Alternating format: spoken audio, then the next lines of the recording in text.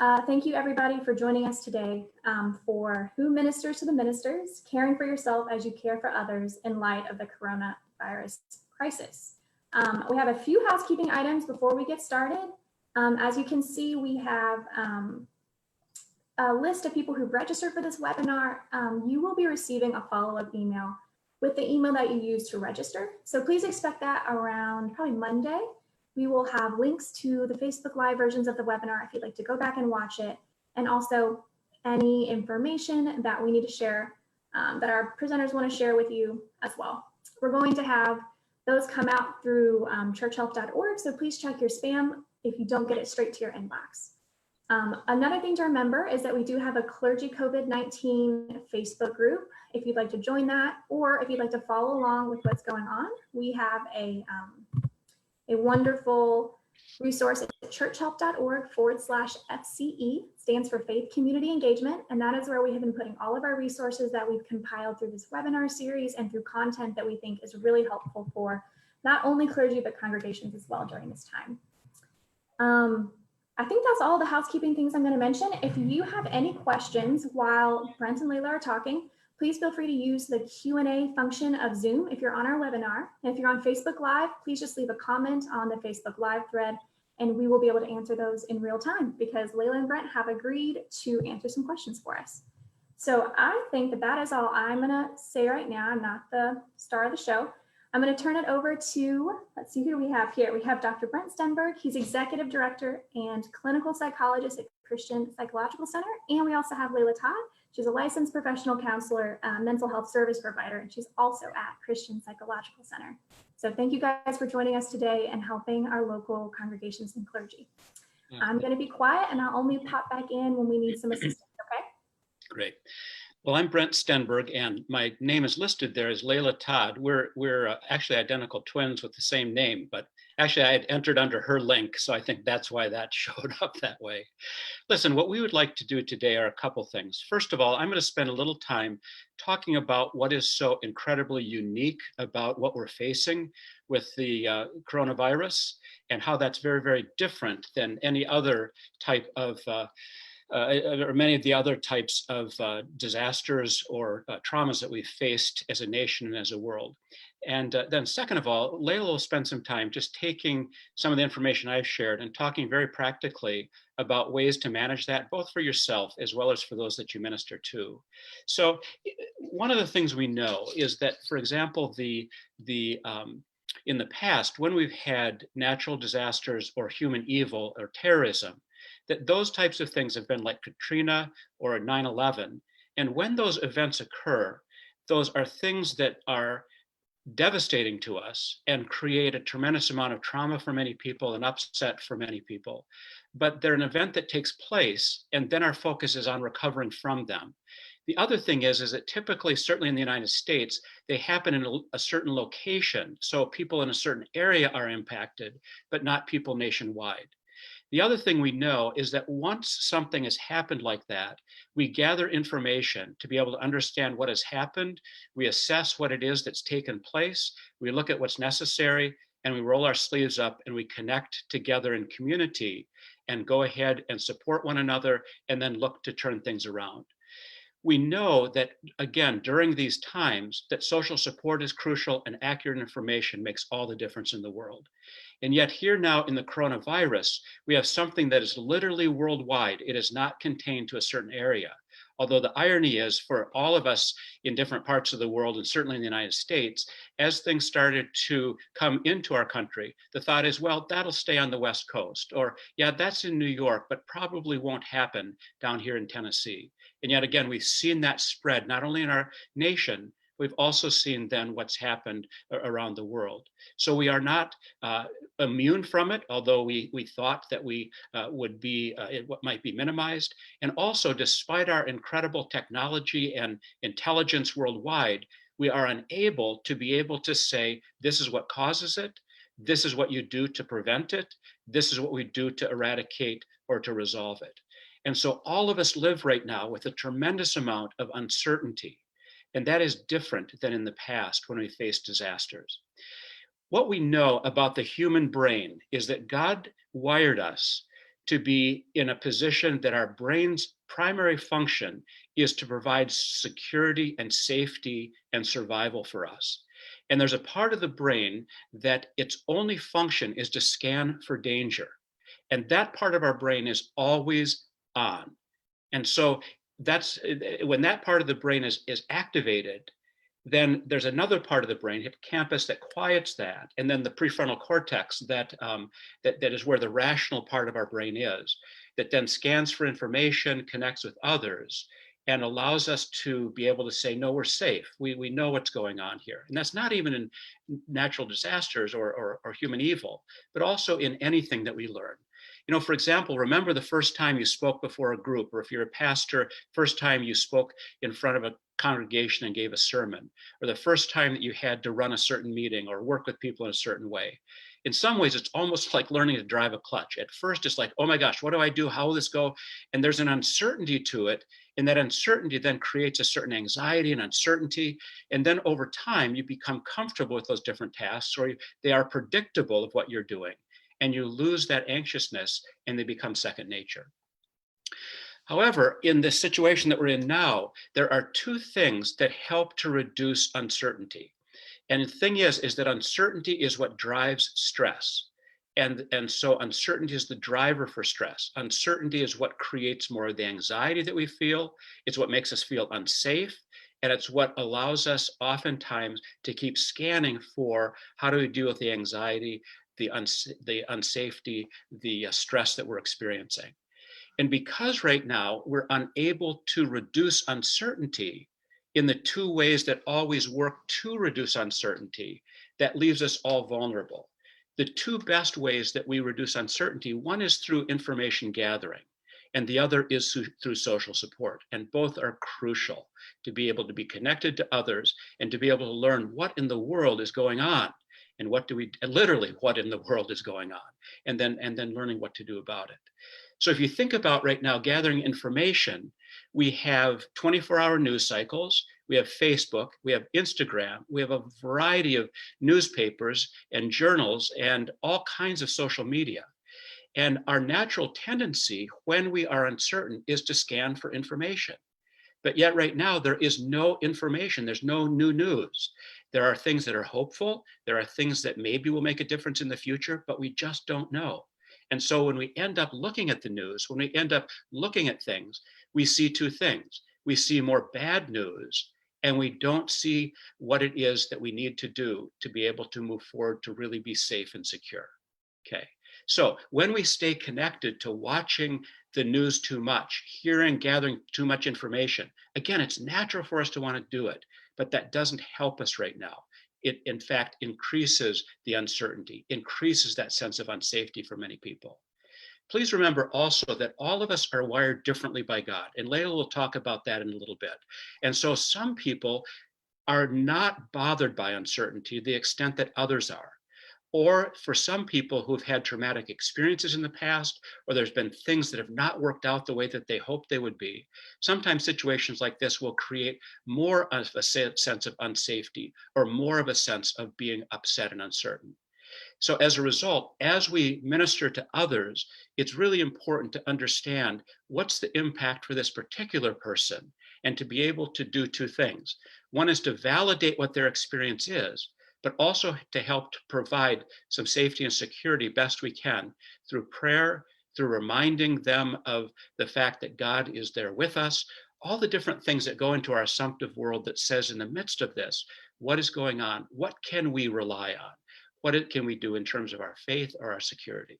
So that's part of it, is that on information, what we're gathering does not help us. And in fact, it makes it more difficult. It's also why to encourage people, as we'll talk about later, to keep track of gratitude, to keep track of other things that are going on that are good in their world, and being able to create a balance in the midst of it.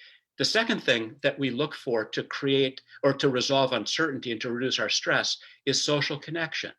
Okay, after 9/11, you may have heard this before, but it was really interesting because after 9/11, in the month following it, there was an increase, certainly as you might expect, in telephone calls and visits to friends. People were reconnecting with people that they loved because in the face of that that unspeakable terror and unspeakable disaster that occurred, we all felt that sense of vulnerability. If it could happen there, could it happen to me in my town, in our area? And before that, all of the news we had about terrorism, it was over there. It was outside of our country. And so it created that sense of uncertainty, that sense of fear. And so it led people to call people they hadn't talked to in a long time and gather with others who were loved ones. Makes perfect sense. Here's the other three things that went up. I'm sure others did too. There was a significant uptick in number of pets purchased during that month following because of that desire to, I just need one more cat. I just need one more dog. I just need to have something to kind of love and hang on to. The third thing that happened for that month following and sometime after that is there was a huge increase in church attendance and attendance of various houses of faith. And for some people, that was because of the desire to understand and to look for certainty in the midst of uncertainty, understand where is God in this, but also to gather with people who are of like-minded faith or people that maybe they could draw faith from. And then the fourth thing that happened in that next month and beyond was there was a significant increase in liquor by the drink. And by that, they meant that rather than wanting to drink at home, people wanted to drink at bars. They wanted to drink at the sports bar. They wanted to drink at the club. They wanted to be there because they may not be the church-going people, or maybe they were, but they also wanted to be around others. And so meeting in a social setting like that made all the difference in the world. Or you think about Katrina. After that occurred, you saw, and you see this every time there's a natural disaster, there is often just a leveling of the playing field in terms of socioeconomic status, in terms of the different ways that we divide each other, because we had a common enemy, we had a common threat, we had a common disaster, and people showed a lot of caring for one another. And for many of you here at your churches, or you know of others, you sent teams down to Katrina, to New Orleans, to different places to help with the rebuilding. And still there's people that haven't rebuilt down there, and there's still people that try to care for them. So the reality is that we wanted then, and we always want to, connect and to help. But what is our situation right now in terms of social connection in the midst of the coronavirus? Well, we are practicing what? We're practicing social distancing, which is for those who are a little bit more towards introverts or maybe a little bit more suspicious of other people. That probably is a welcome thing. But for most of us, that sense of being able to be around others barely, or you go walk somewhere and you watch people kind of skirt each other, but there's not the opportunity for the physical connection. They did a really interesting study, and this was with older people, and they're going to redo it with younger people who are more tech savvy. But they looked at what kind of connection between two people has the most benefit. And by benefit, what we mean is physiologically, what stimulates the hug hormones, what stimulates the hormones that are the connector hormones, which when those are stimulated, when those are activated, it provides calm. And here's what they found. They found that sending somebody a text, thanks for the information, didn't really move the needle. Sending somebody an email, kind of the same thing. Again, appreciative that somebody's reaching out, but not, and it was helpful, but not necessarily connecting. Face-to-face, like we're doing now on a social media, that increased the connection. In fact, moved it into a more moderate range because of the fact you could see someone, you could interact with them, and that made a difference. And then somebody coming to visit face-to-face was what then started to trigger significantly that sense of feeling connected. And of course, the thing that most does that connection is human touch. Now, several of you filled out the survey that we sent out about what is it that's being impacted for you in the midst of all that's going on. And the number one thing that you guys said was the inability to minister face-to-face. And of course that's true, because that sense of your presence, that sense of the encouragement, that sense of connection, even though you're finding some pretty creative ways to minister and to connect to your congregations, still it's just different. And for a number of you, that's been incredibly stressful in and of itself because of the inability to really be connected. So those are some of the things that are just unique right now about where we are. We do not have the ability for the social connection, which is essential to reduce uncertainty. And we do not know what is going on. And it's worldwide, it's not localized. And therefore, we all are impacted or may be impacted. And again, for some people, it's like, nope, doing fine. For other people, holy smokes. The other two things to add is that for all of us, we can hunker down for anything if we know it's time limited. And Leila's going to talk about that. It's got a great illustration. But when we begin to move from, oh my gosh, this was for a week and now it's for a month, maybe 2 months, what do we do? And the irony with social support is that not having enough of it is a problem. But as you're talking to your congregants and your own experience in your own family, that sometimes just a little bit too much closeness kind of leads to just a bit of tension between us. So that notion about kind of each person, the way God wired them, it's kind of like Goldilocks and the Three Bears. We all want it kind of not too hot, not too cold, just right. And so for those that really want connection and can't have it, it's tough. For those who would like to have time to just have a little bit of space, it's tough. It's just being decided for us, which is very different than when we can decide it for ourselves. The final thing that I want to cover before turning it over to Leila is this. There's 3 kinds of stress, 3 categories, okay? And stress is what we experience when, again, we're in the midst of circumstances that we're not sure what to do. But there's healthy stress. When you had a talk to present, or you knew something challenging is coming up, or you're trying to finish a course at school, okay, there's stress associated with like having to spend time and having to focus on those things. But then there'd be task completion. It'd be like, okay, good, that's done. And then be able to return back to normal. So there's a term in our world called allostatic load.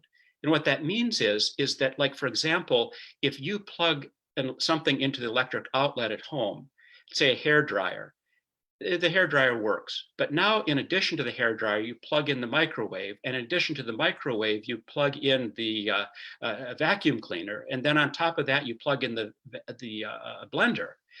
After a while, if it's an older house, or any house, that fuse is going to blow. If it's an older house, it just might start on fire. And that's called electric load. Too much load breaks us down. So in the same way, allostatic load is, we love equilibrium. And so we rise to the occasion, or things happen in our life and they stress us. But then once the stress is taken care of, we return back to a normal state. The reality is that one of the huge sources of stress right now is chronic stress. And chronic stress, or cumulative stress, means that there is accumulation and repetition. Okay, I'm feeling worried about this, and the same thing's happening today. I'm trying the best I can, but I can't get online. I'm trying to do what I can, and there's no paper products. It's that accumulation of frustration, and the repetition of it is what creates the chronic stress. And what's happening is the allostasis, we rise to the occasion, but guess what? You're not returning back to normal.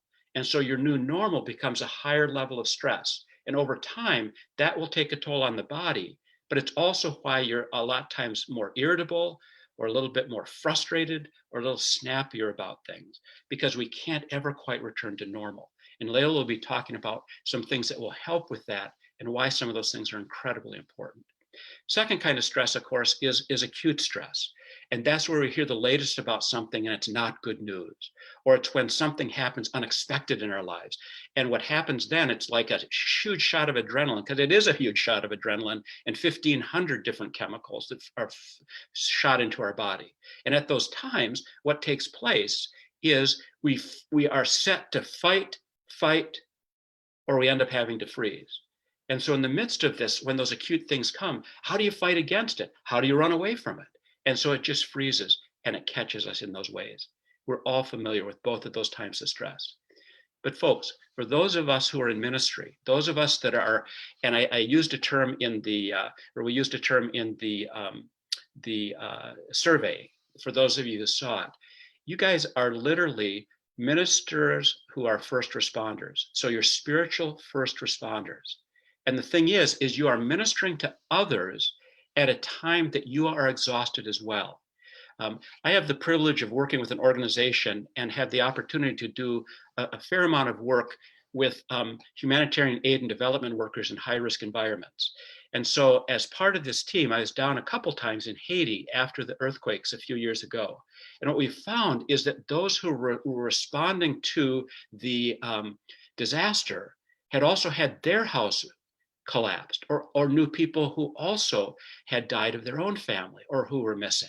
And so it's tremendously complicated to be able to minister, to do their work as first responders when they themselves were in need of care. And many of you fall into that same boat right now. And there's a term that is also so important for those of us in ministry, and it's called vicarious stress or vicarious trauma or secondary stress, secondary trauma. And that is that in your seeking to connect with people, you are hearing more and more of the stories of people who are suffering. Might be physically, might be anxiety, might be loss of finances. You're hearing the stories of others, and you cannot close that gap for them. You can minister to them, you can pray for them, you can be that social presence. But I have a really good friend who's a minister who's just a little sarcastic. And he said, I'm supposed to minister like Jesus. But he said, Jesus had an unfair advantage. And I said, well, what's that? He said, Jesus had a pocket full of miracles. And so sometimes we just want that pocket full of miracles. And sometimes we just don't have it. And so as a result, that gap between effort and outcome, several of you said in the survey, I wonder if I'm making a difference. Several of you said, I'm doing the best I can, but I wonder if it's enough. And I get that. We get that. And that's all part of not only that longing to be able to close the gap for others, but it also comes out of the exhaustion that you're feeling for yourself. So those are some of the broader brushstrokes about why this is difficult and what happens in our brain and body, and why this notion of self-care, which sounds kind of frivolous sometimes, but is so crucial in able to be keeping with our equilibrium and being able to navigate resiliently in the midst of what's going on. So with that in mind, let me turn it over to Leila. Yes, and I wanted to go ahead and give an option for Q&A right now before we jump into Leila. Now, Leila, I'm not exactly sure. I feel like you might address this question. So if you're about to talk about the answer to this, just let me know. But the question is, what can clergy do to create help create a sense of well-being when referring back to what you said, the two things that we, help mend uncertainty by are one, knowledge gathering, and two, social support. Clergy are often looked to be the knowledge gatherers Right. and to be the sources of certainty. So yes, are you going to talk about what that could look like practically? Yes, are you going to answer that one, Brent? Yeah, no, I think you're going to cover that. Okay. And if I don't, we'll have questions and answers at the end, and we can readdress it. Okay, wonderful. So we are going to have questions and answers at the end, and I want to reiterate that to everybody. Feel free to use the Q&A function of the webinar right now if you're on your desktop. If you are on Facebook, following on the Facebook Live, please use that question and comment bar as well. So, okay, I'm going to turn it over to Leila then. Okay, I'm going to put a screen up here. First of all, welcome, pastors. I have never done an online talk before, so it is a huge pleasure and honor to be asked to do this with Brent. And I wish that I could see you, and I can't, so that's very odd, but welcome. One of the things I want you to remember is that you're a unique people group. And what I mean by that is you're expected to play a lot of different roles. And as Brent was talking, I started just listing all the roles that I know that I've seen my husband have to play over the last couple of weeks. He's been a pastor for about 2 decades, but here are some of the roles. First of all, they expect you to be an expert. So they'll ask all kinds of questions as though you know something that they don't. Another one is they expect you to be a medical doctor, knowing what you should do and shouldn't do.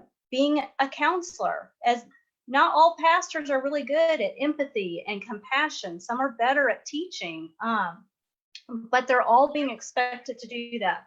You're being expected to be technologically savvy, and everybody has to put their thing online, and you're Zooming with one meeting or Zooming with another. Some people hate IT, and so it's been exhausting for them. Some people are being asked to be business coaches. You feel that you may have to let your business go, or you're afraid that you're going to have to lay off a bunch of people, and they want your wisdom as though you're a business coach. Another one that I saw is you are seeing people who are having to give up things like weddings. And you're seeing what it's like when they have to move their wedding and you can see the upset. Or you're seeing people who have died and you know that they can't have the kind of funerals that they thought that they could have for their loved one. So all of these things are unique to you, that other first responders don't have to deal with, because on top of that, you're supposed to model a deep faith that doesn't falter, a deep faith that is just very sure and calm. And that may not be you. You might be somebody who's highly reactive on the inside. So it's absolutely exhausting. So I say all that to say thank you for the work that you do. You are all really, really important. The first thing that I want to kind of point out are some obvious things. As Americans, we are taught to be self-reliant. And as my slide says, the COVID has put obstacles in the way of being self-reliant and autonomous and productive. For some people, they're very productive right now. For others, they literally have nothing that they know what to do. They have time on their hands and they don't know what to do with it. And so it's very difficult. Sometimes what you start to think is, I better not be around people because I could kill them. Or you start to think, okay, what can I do to help my fellow man? And I'm going to get to some of those things. The other thing that the COVID does is it magnifies anything that is unique to you in terms of how you're wired. And just like Brent said, some people are on a continuum of being highly reactive, and some people are really not that reactive. And as pastors, a lot of times I think people assume you're going to be on the low reactivity because you have to present things in a calm way as though you're very sure of what you're feeling and thinking. And quite frankly, sometimes you're not. The way that uncertainty works is a little bit like an allergy. I know that if I walked outside right now, a little bit of pollen would make me sneeze. If my husband walked outside right now, it would not make him sneeze at all. Well, ironically, the same thing is true with uncertainty. He can tolerate a lot of uncertainty. He stays very calm, whereas I really don't like uncertainty. So even though I'm a therapist and I can teach you all the coping strategies in the world, if I'm really honest, I don't like uncertainty more than anybody else. So look at how God uniquely wired you, and please be compassionate with yourself. If you were in front of me, one of the things that I would ask you is, tell me what you're experiencing in terms of anxiety, grief, depression, or stress, because these are the 4 emotions I see the most with the COVID. It's going to manifest in one of those ways. And the first thing is just self-awareness. What are you noticing? Here are some things that I noticed were areas that my clients have told me they've struggled with in terms of grief, because a lot of times when we think of grief, we only think of somebody who died. But here are some other ones that I just want you to pay attention to, either in your own life or in the lives of those that you're ministering to. The first one is what I call object losses. Examples of this would be things like a loss of income or the loss of financial security. And that's what we're seeing in the news a lot right now, is how is this going to affect us economically? I think leading up to this, we saw a lot about how it will affect you medically. But now what I'm hearing from my clients is there's just incredible amount of fear about what it's going to mean to them in terms of financial security. For some people, they may lose their home, or they fear that they may lose their home. And so they're just going to be a lot more amped up. For some people, they cannot finish their education. So a lot of my people who have to do things like shadow hours or number of hours in teaching, those things are all up in the air right now because they can't get through the stipulations that were down on their transcripts or on their papers or on their requirements that they said that they would complete by a certain date. And they're not able to do that. For some people, just the lack of autonomy in your own space. If you're working from home and your kids are interrupting you, or you're working from home and your Wi-Fi goes out, or you can't go out for a walk, or you can't just go to the store to pick up something, that's a source of grief. So when you're ministering to people or to yourself, ask yourself, how many losses have I experienced? Another one that is a little more obvious is because Brent mentioned several of these were the relational losses. So the relational losses would be things like the fear of death. And some of you have seen people who have died. Another relational loss is not being able to be around those that you love. And this has been extremely hard for my singles and for my older clients because they just want to be around people. And it's really hard. The one thing I have noticed, going back to something that Brent said, is my introverts appear at this point to be a little bit better off than my extroverts. As long as they can have a little bit of time alone, they're actually doing a little bit better. The only thing I heard from my extroverts that was a positive is they said, you know, I have a fear of missing out, but right now I realize there's nothing to miss out on, so I'm okay. The next one that I saw is the loss of identity or role. And a lot of times we're in roles that we really take seriously. We like being leaders, we like being managers. And so you'll see people as you're ministering to them that just feel out of sorts.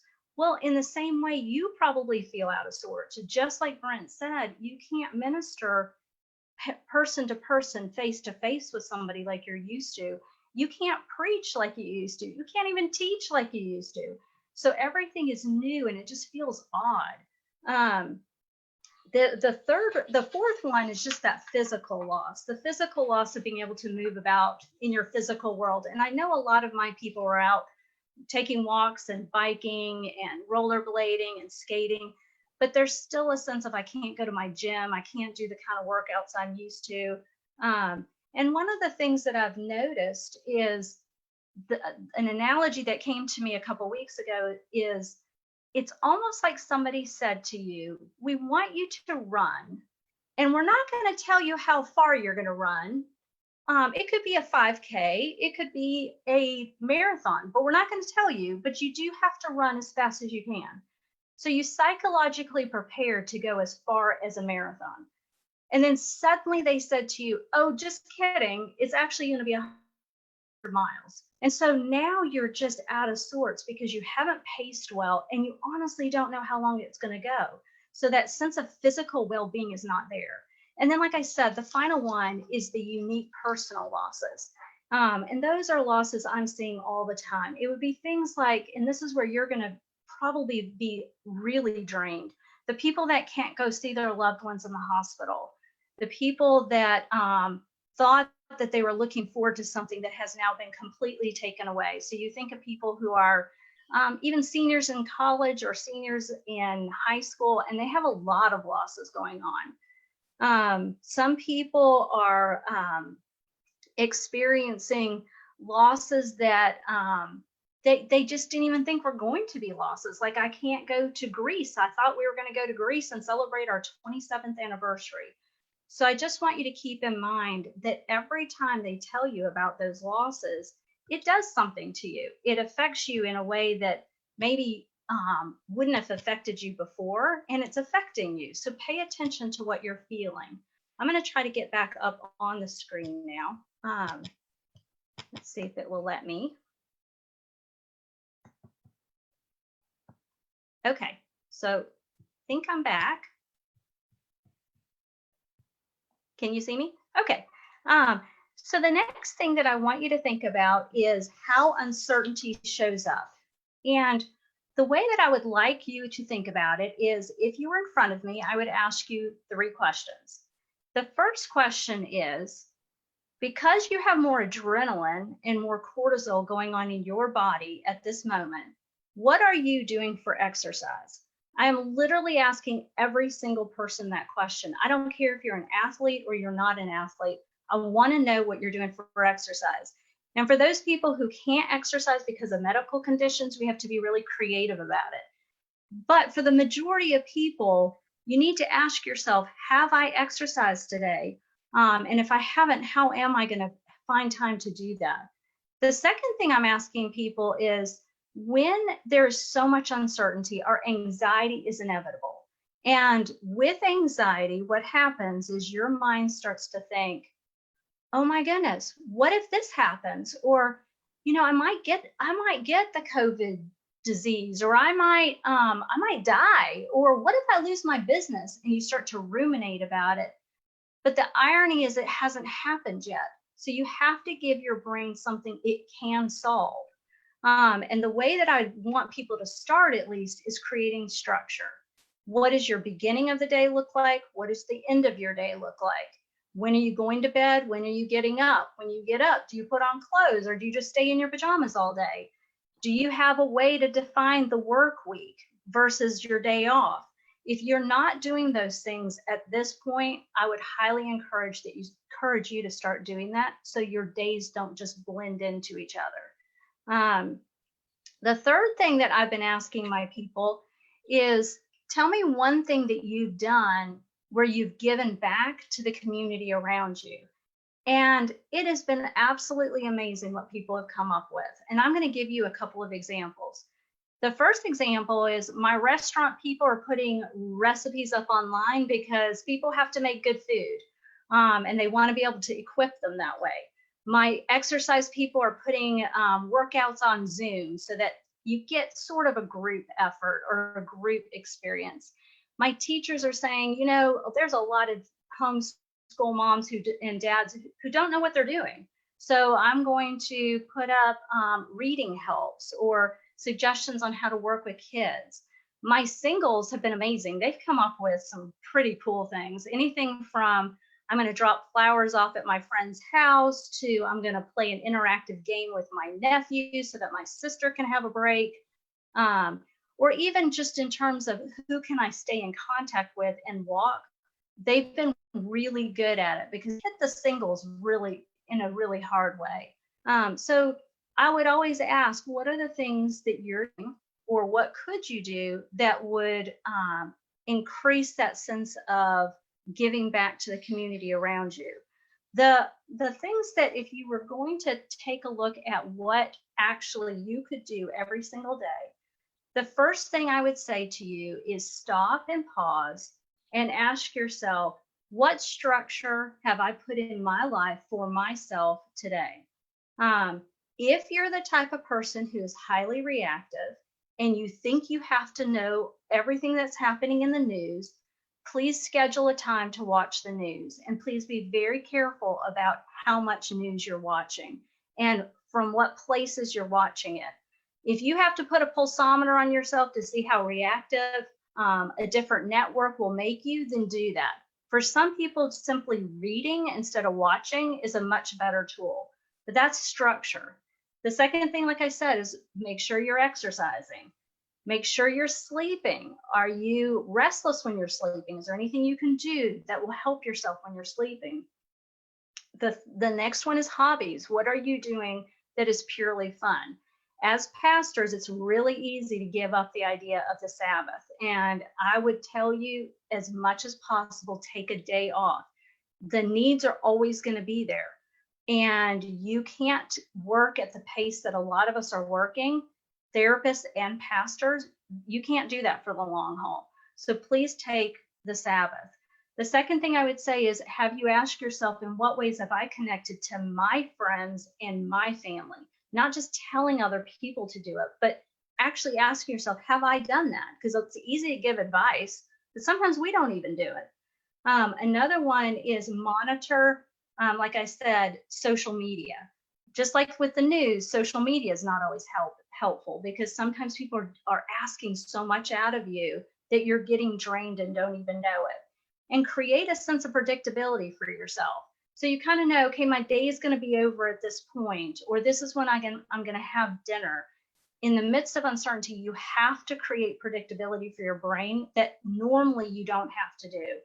And then the final thing I would say is break down large problems into small problems. So if you're worried about finances, what can you do today? If you're worried that you don't have enough energy for the next person, what can you do to let your body calm down? Having an accountability partner is a good one for that as well. So those are some of the things that I have said. And I think Brent had some suggestions that he wanted to add too, but I don't see him on my screen. Well, I can add in. Okay, I don't see you.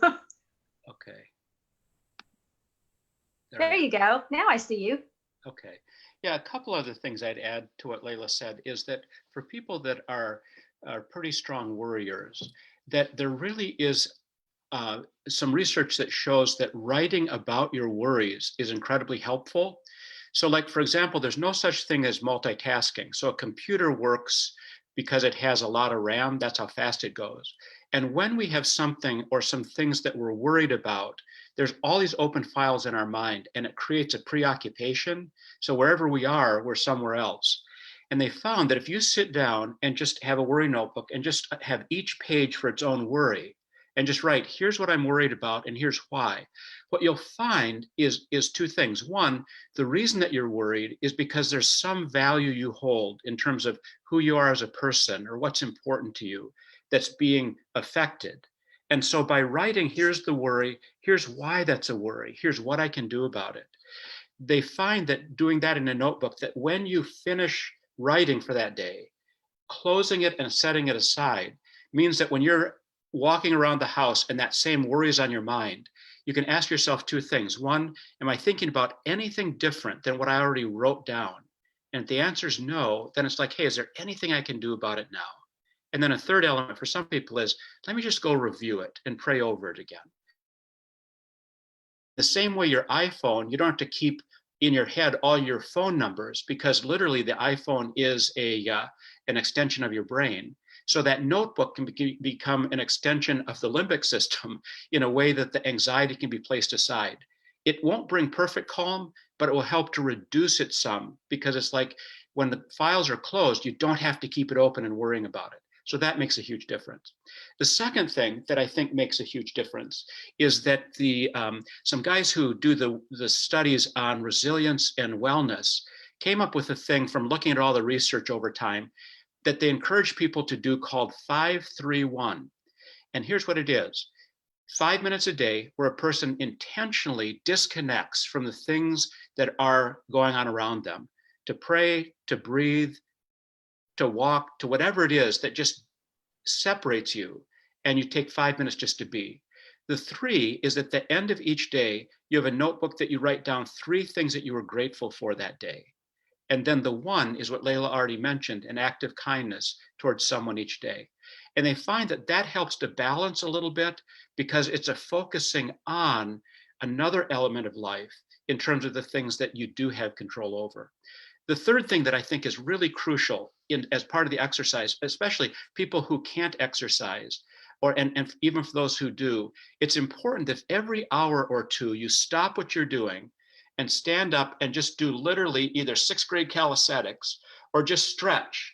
And the stretching and then breathing 5 or 6 really deep breaths, that will allow you to notice where your stress level is right then. Because like, oh my gosh, my neck's really tight, or like, no, I'm doing pretty well. But by doing that, you're going to notice where your chronic or your cumulative stress level is, and it will allow you to do something to bring it down. So that's huge to be able to add just that checking it on a regular basis, but it'll also allow you to get a little bit of energy back and feel a little bit better.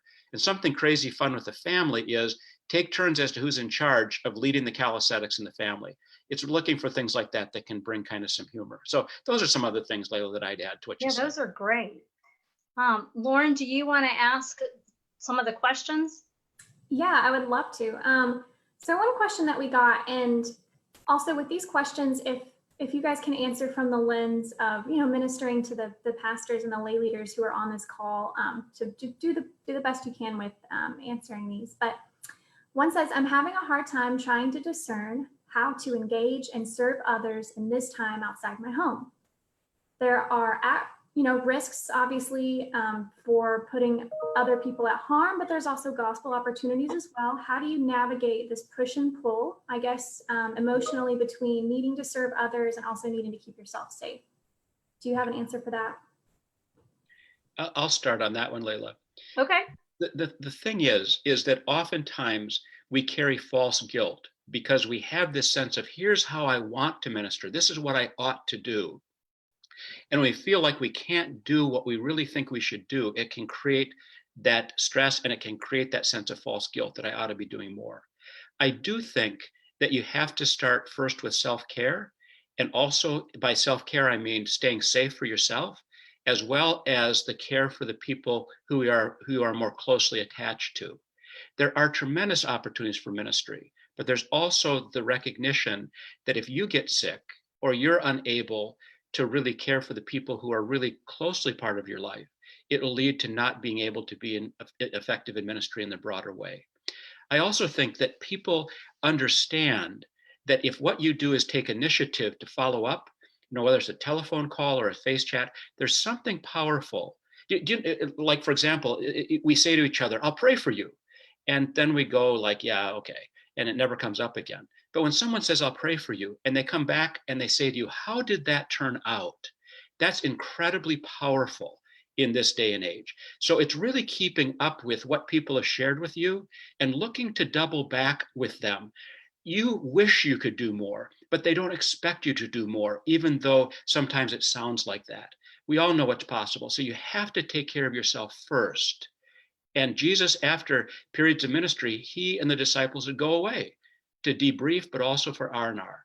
So, but I think a key to that is stay safe, but minister through initiative and follow-up. And that is powerful in people's lives. So I think the thing I would add is I did watch my husband and his group of pastors at our church really wrestle with that question. It's a very difficult question. It's very, very complex. Safety of other people is incredibly important in the decision making. And just from a personal note, as a therapist, when we chose to go remote, I'll be honest, I didn't think it would work. We are very used to high touch.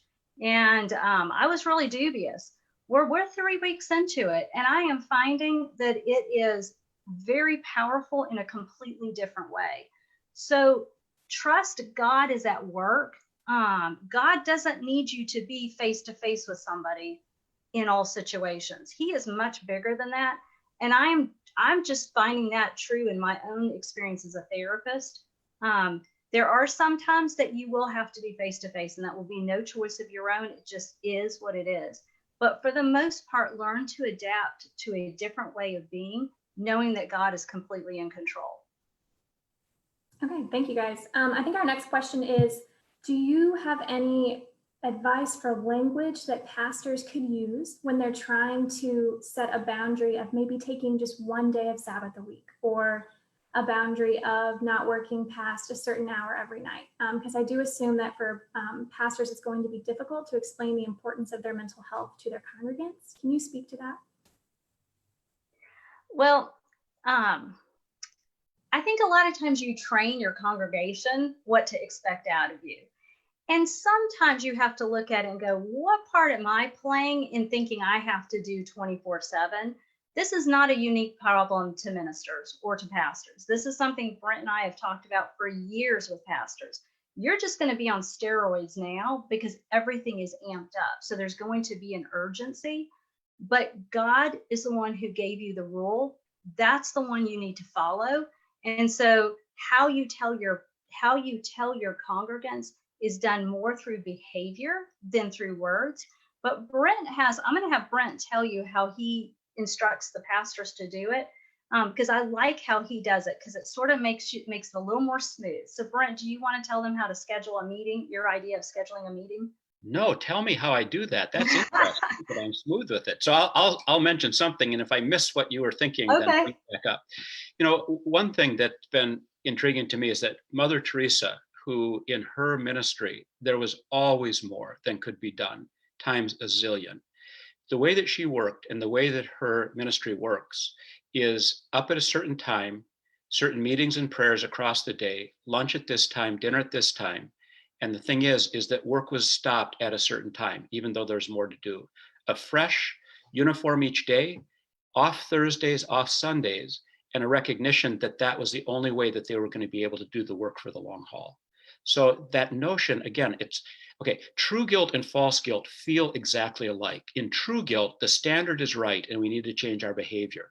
In false guilt, we're holding a standard that sounds good, but is unrealistic or unfair, or more importantly, untenable in the long run.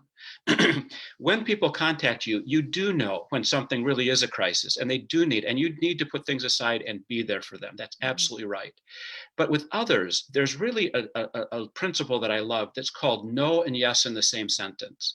And that's where you say to them, listen, I can't talk now, but how about we set a time tomorrow morning? So you don't have to explain that you're off or this or that. But here's the irony. Here's the irony. If somebody calls and says, can I talk to you this afternoon? And it's your day off to really recharge, which is necessary. It's like 90% chance you're going to say, oh, okay, we'll schedule a time for this afternoon. But if this afternoon you already had another appointment with someone, there's a 10% chance you wouldn't see them that afternoon, because unless it was a crisis, and you'd say, look, I can't meet with you today, but let's set a time for tomorrow.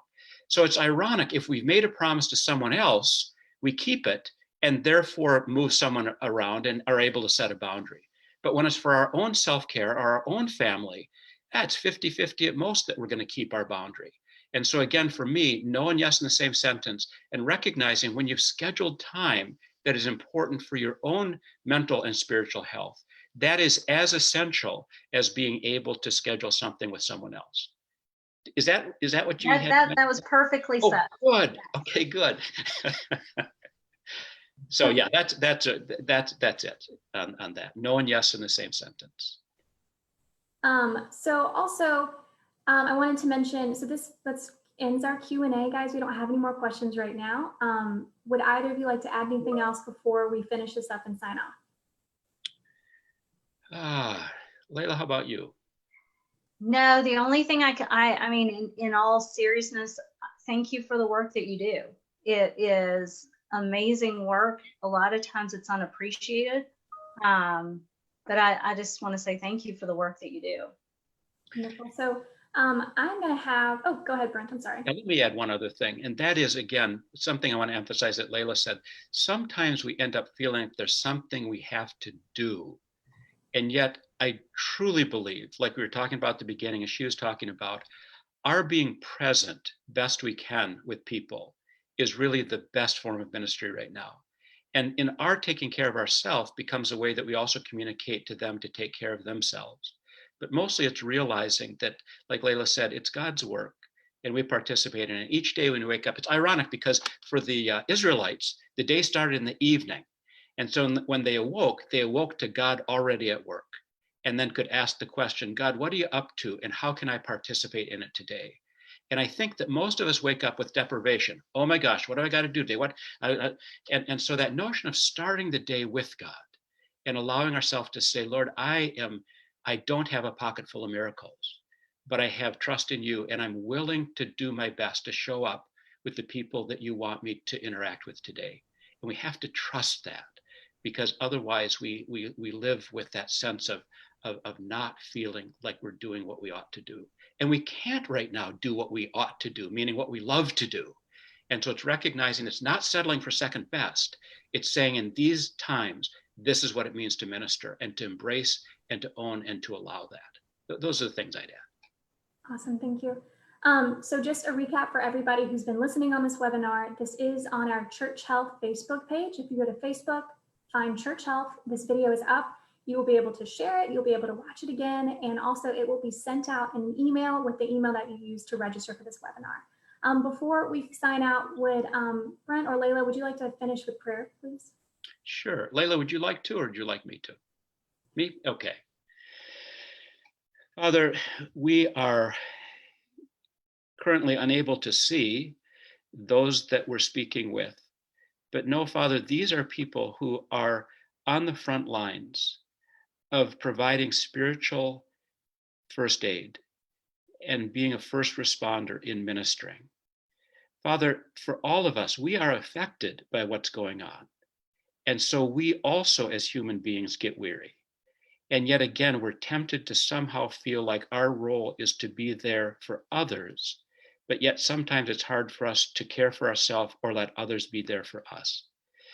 Father, we know that all of this that's taking place, that we do not understand and that we are uncertain about, We trust that in it, that you are there.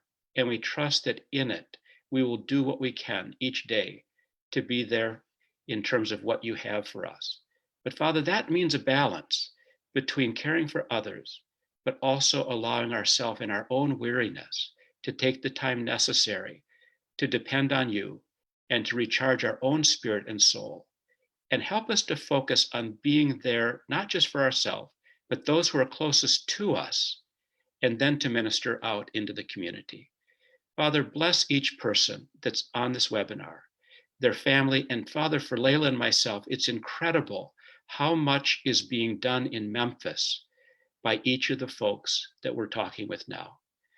Father, bless them, bless us, and thank you for your son. Thank you for Easter. We aren't even thinking much about it, but oh my gosh, everything changed with death and resurrection and new life.